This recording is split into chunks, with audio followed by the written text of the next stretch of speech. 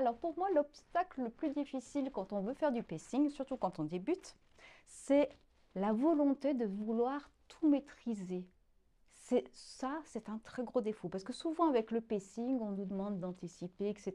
Puis du coup, on passe son temps à dire oui, mais si je suis fatiguée, c'est à cause de ça, c'est à cause de ça, c'est à cause de ça.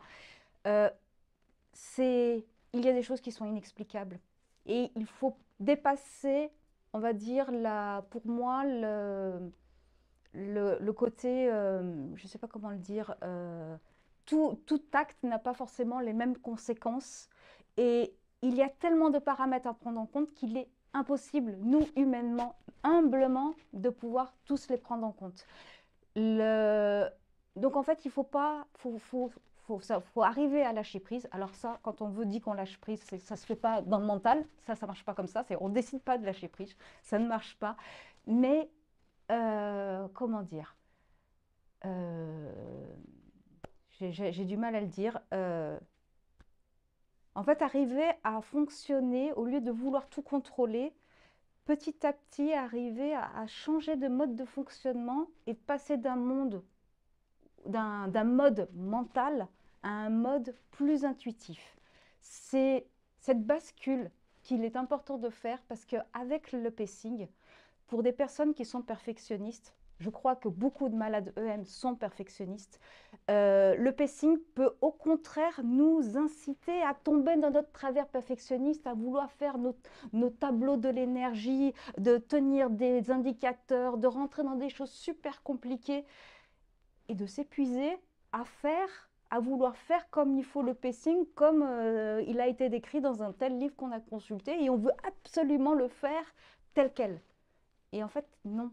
Ce qui est plus intéressant, c'est de comprendre l'esprit vers lequel on veut tendre, et ensuite agir de manière plus intuitive qu'intellectuelle.